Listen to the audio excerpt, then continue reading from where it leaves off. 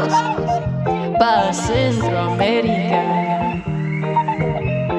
Everybody. Hi, first of all, I just want to say thank you everyone for being here for the first Central American Voices podcast live.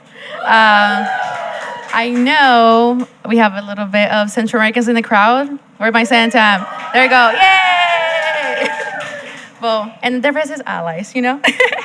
Well, first of all, thank you. And this episode is being brought to you by our amazing sponsor, NAMI, which is a mental health support nonprofit organization who works around our community, advocacy, and education. So thank you to them. We're here. So before, thank you. Well, first of all, I'm going to introduce my amazing guest right here, Saray Martínez. I need to get used to the claps. I'm incredibly honored and welcome today's guest, a power heart creative whose work blends streetwear storytelling and deep love for community. She's a proud daughter of Honduran immigrants, born and raised in LA, and the founder of Hood Baby LA, a cultural movement fashion brand from custom jersey to lace-up tops.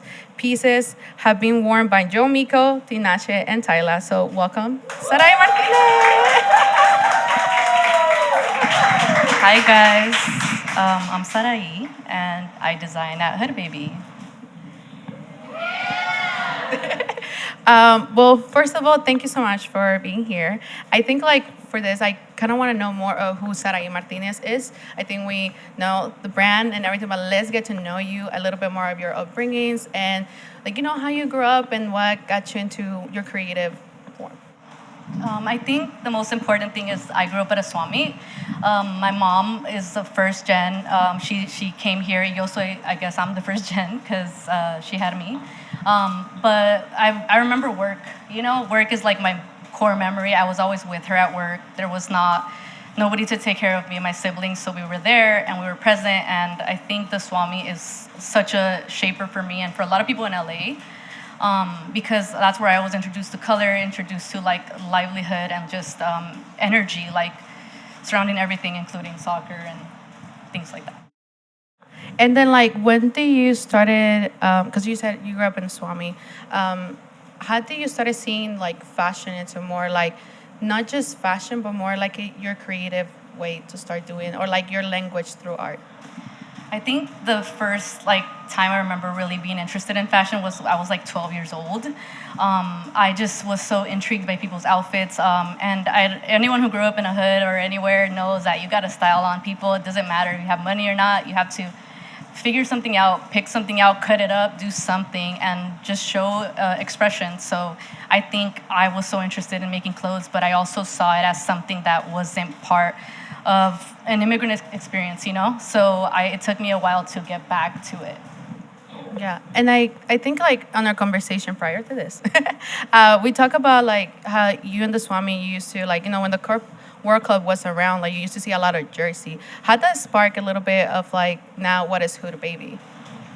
I feel like my brand is really maximalist. I'm a very more is more type of person, and I learned that very early on. If you go to soulmates, are very saturated places. There's so many things, right? So I would see the soccer boots, and I was like, there was every team, every country, a million colors, and it was just crazy to me. And I was just like, whoa, I was first attracted design-wise. I would look at the shirts and just be like, that's so crazy. It blew my mind. And then when the World Cups would come around, as we were in the Swami, people were just, the street had all the energy. Obviously, there's levels to it and people do go to games and they have money to attend the games, but the energy is in the streets. You can't evade it. Definitely. We all have been there, right? We're all wearing our favorite t-shirt and everything, and I want to get the last one.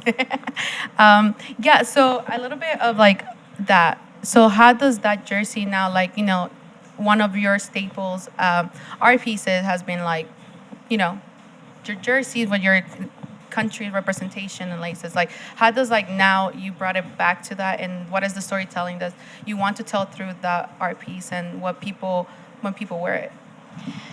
I think the jerseys are just super expressive, and I think it's a way of people to show who they are. I'm very interested in expression and just not afraid to show that within my clothing. I've always been that way. And I think that the crazier the jersey, the better in my head. So it's just a piece that I think resonates with a lot of people. Like they want it, they want to represent their country. They don't want it to be just bland. It's almost like a celebration in a shirt, you know, like like stuff is hanging from it. It has lace. It's so cultural and special, just like, you know, the conversations that the people in the field are having with the crowd and the energy of games, you know? Yeah, and then how can you tell us a little bit how, like, for example, for you when you talk about the jerseys specifically, how does, like, you know, memories and also timestamp? Because I think that's very interesting when talking about fashion, right, and like self-expression. I think like it's also timestamp is specifically for our community, right? Like jerseys, of course, and style of textile change through time. So like, how does that you incorporate it in your art form and fashion? I think like I'm really interested in displacement and the fact that a lot of us moved here and didn't really have a home to go back to, or like even here struggled to create a home and have that. And the fact that jerseys are always a timestamp of a time frame, like the ones from this year. I don't know if everybody knows, they won't be available until the next year. And it's a memory, right? You might have watched the game with someone and it might have been like, oh, I was 10 years old and I still have this shirt from that game. And it's just something so special, and it kind of helps me like put pieces of the puzzle when it comes to my life together. Just kind of like having clothing that reminds me of something. You know, even obviously the jerseys do that. Other clothing does too. Sometimes smells, but for me in the brand, I try to encompass it in that. You know. Love it. And like a lot of like, you know, specifically the jersey where we're talking about, it's like self-expression, but I feel like it's also inclusion, right? When it comes to like the girlies and like a little lace and a little extra, right? Because a lot of time when we talk to just normal sport where it's very focused on men, right? So like how do you brought that inclusion, and how do you talk, or what was that mainly, what is the most crazy things that you sometimes when see people wearing it, what does have surprised you the most? That it's a conversation starter. People will be out and I literally see them talk about it. Or even if I'm wearing it, like obviously sometimes people don't know I designed it, but they'll be like, oh, I'm from there, or well, I love it, or, you know, whatever like immediate emotion it gave them. And then we just talk and sometimes even become friends. It's like almost like feeling seen within a garment of somebody else. And for me, like it that's mind blowing to me, because I'm like, whoa, like I thought like I was making something that could make me feel good, but it's making everybody else feel good too. And that's something that you can't put a price on, kind of, you know? Yeah, because I feel like, I mean, as a Honduran, even here growing up in the United States, we don't see a lot, you know? So like when I see the jersey, I'm like, yeah, like I'm gonna go talk to that person. Yeah, yeah, like I was like, hey, primo, even though like I don't know you. But now you do. Exactly, it is a conversation starter, and it's like the how you start connecting people and like talking about similar traditions and things, and even like as a game, right? When we describe it into a soccer game, it's something that unites us, and I think a jersey, especially yours, like kind of bring us together. As creatives, we pour so much into our work that sometimes we run on empty. It is so important to take a break, rest, and talk to someone. NAMI provides free resources and a community that understands what it's like to balance creativity and mental illness. Sign up today at nami.org/join, because when you care for your mind, you care for your creativity. I kind of want to talk a little bit about mental health, and like, because, you know, first of all, our sponsor, but also in our community, and especially mental health through art, and about the joy and what resistance is, right? So your work is vibrant, joyful, and, you know, holds a lot of emotion, but how do you channel grief, anxiety, and doubt into your art? And I'm a big believer in doing stuff with your hands. I think when you are anxious or when there's things happening in your brain that you can't explain yourself, sometimes, I mean, soccer is one of those things. You can go run on the field, or for me, I like working with my hands. I start cutting things up, I start creating things, and it kind of puts me in like a groove with my mind. And it's super helpful. Creativity has always been that, and it's kind of like almost like journaling in a way. Oh, sorry. It's kind of like journaling. So, I mean, art is definitely one of those things that I think is helpful for anyone, you know? And then like for you, I mean, as an artist, I know like we go through a lot of self-doubt and a lot of imposter syndrome. What has been something that through all your process have you learned, and how have, you know, your mental health, or what has helped you in the case of that? When it comes to that, I always think of my mom because she made like huge sacrifices. I don't think she ever got to follow or even think of a dream. So I get the imposter syndrome is real with that. Like it's just huge where it can just take over and you're just like, why am I doing this? Why am I even trying to pursue this? What's the point? Or, all the questions that I'm sure so many of you guys also have had. But then I think like, no, I also believe that Latinos should be in fashion, and it shouldn't be like, oh, look at them, that's so cute.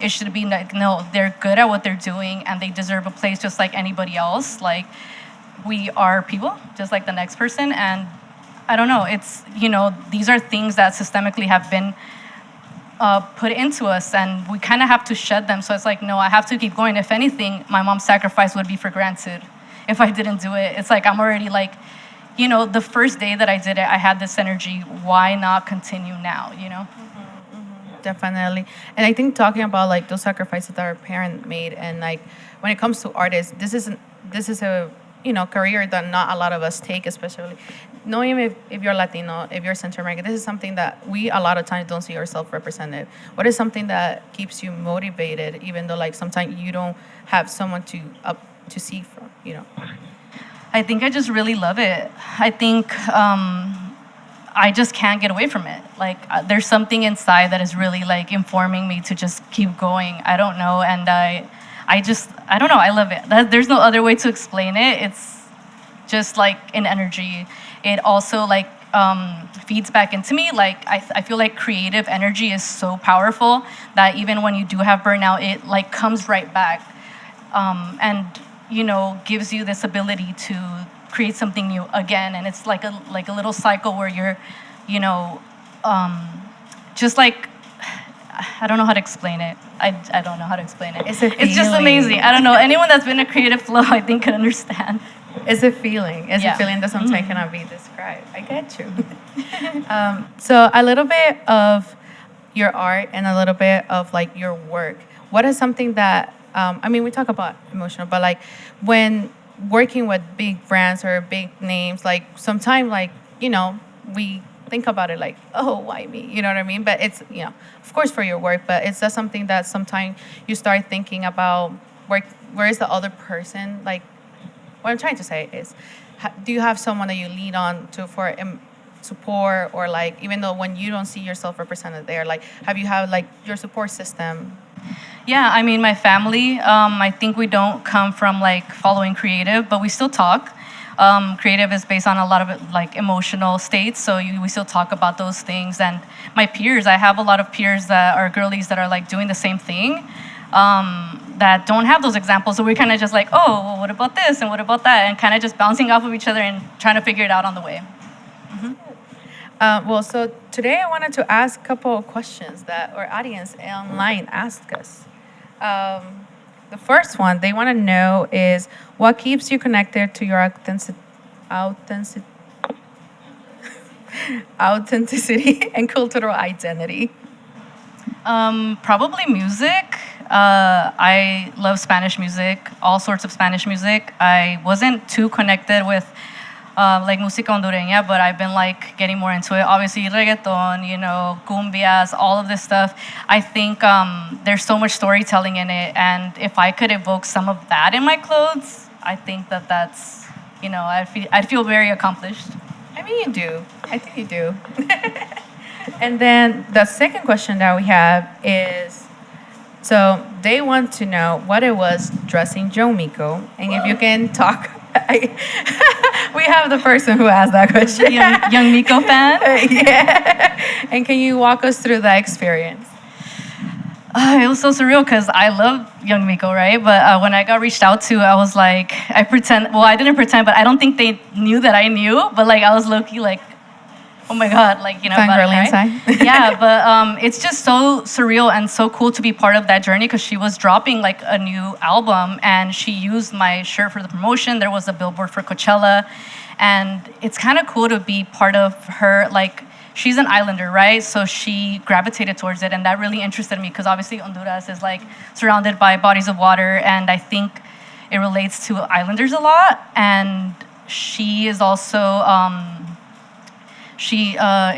believe she is lesbian, right? So I think that she saw like identity in the clothing, and I'm like, wow, like that's so cool because I'm like, that's exactly who I would picture wearing it, and it connected with her too, and she told me things like she loved it, so I'm like, whoa, it was surreal.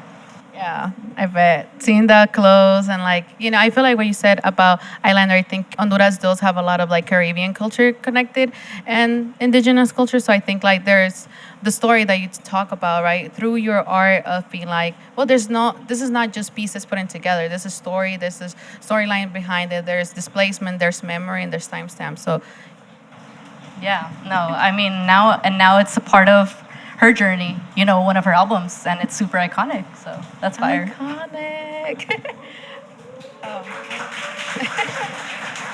So I want to make this a little bit fun. We have a little bit of fun speed round questions. Are you ready? Yeah. Okay. Would you rather design a Gold Cup jersey or showcase at a global fashion event? Oh my God, I can't do both. Probably the Gold Cup. The World Cup? Yeah. Yeah. Wait, did you say World Cup or Gold Cup? I mean, no, just like the World Cup jersey. Oh, the World Cup. Yeah, I was like, I didn't hear you. It was like, oh, now that it's about World Cup, the World Cup. Yes. Okay, dream team to style a jersey for either a club or a country. Probably a country. Yeah, I honestly wish Honduras had better infrastructure so I could design that one, but maybe, In the future, let's put it in the world is a crazy place, yeah, you never know. Existen, please. Selección hondureña, please. Hey, my girl.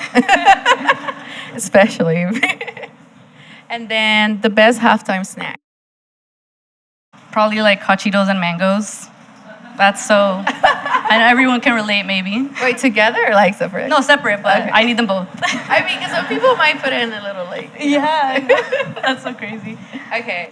A Central American icon that you would like to collab with. Central American icon? I don't know. I can't even think of anyone, honestly.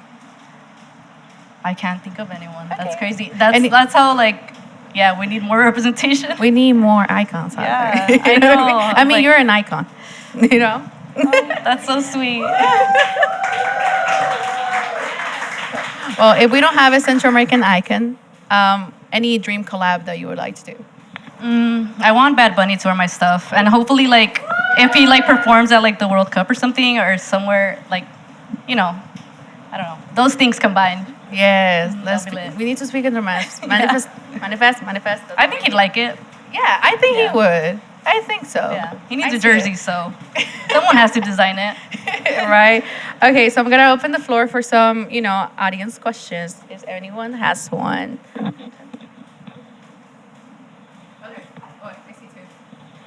Someone? Oi. Well, now that you talked about Young Miko, now talk about Tyla too, because that's not like she is not from like Latin America. She's outside of our state. So what was registered was that wasn't from like our culture or our collection. Well, I think that's why I named the brand Hood Baby, because I feel like there's so many storylines within our culture that is also relatable to other cultures. And from the feedback that I heard from Tyla is that she really loved the colorfulness and the playfulness and femininity of the brand. And she was stoked when she wore it, and I was asked for more pieces. She obviously has access to everything in the world, which is insane, and she decided to wear my piece. So I just felt like connected to things like, I don't feel alone anymore. I used to feel alone, and seeing that people from other parts of the world would wear it, I'm like, wow, there's so many people with the same taste, the same stories, We have one over there, and then we go here. How long does it take you to make a jersey, or how long does it take you to make your pieces? I think I've gotten better with timing. I think it just depends on the piece and how intricate it is, but I can probably get it down to a couple of hours now if it's something simple. So someone who, this is my first time seeing your clothes, and it's undeniable that there's identity and feeling and just character to your style. What would you advise to someone who's just trying to enter the fashion space, who is new or wants to build an identity? What would you say, what are the components that go into building an identity for your brand, for your clothes, like just building a palette? Like in your experience, what would you say? First of all, thank you. I really appreciate that. I would say, I feel like I always say this, but create what you wish existed. If you can envision something in your mind that you wish you could wear, try to create that.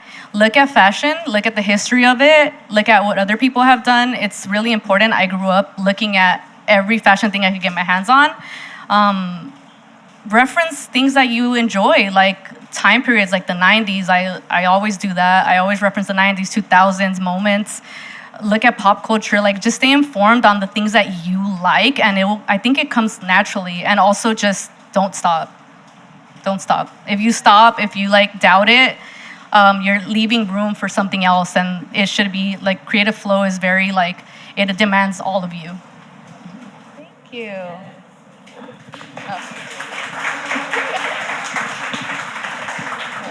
Anybody has any other question? No? Oh, over there. What's your favorite throwback, dude? Favorite throwback? Probably like the really early Messi. I think there was like a 19. I think he also wore the 19, one of those. There's like a super lime green one too, from obviously Barcelona times. Yeah. Well, thank you everybody for all those questions. But before we wrap up, can you tell people where they can find you on social media and your work? So I'm on Instagram at hoodbabyla, TikTok at hoodbabyla, and then my website is hoodbaby.la. I think that's pretty easy to remember. And can you tell them that you have a little bit of your design There's some here? stuff in the back. If you guys want to go look at it, feel free.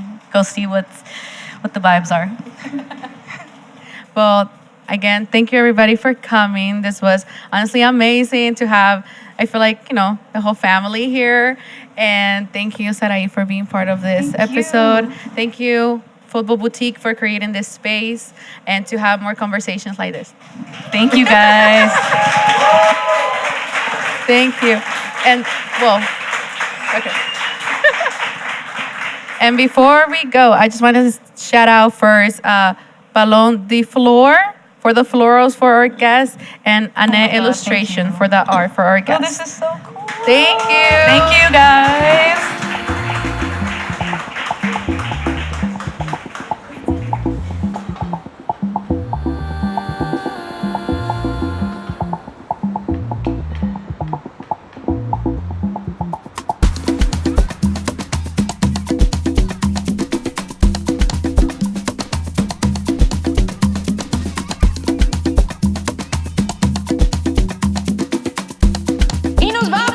Para Centroamérica.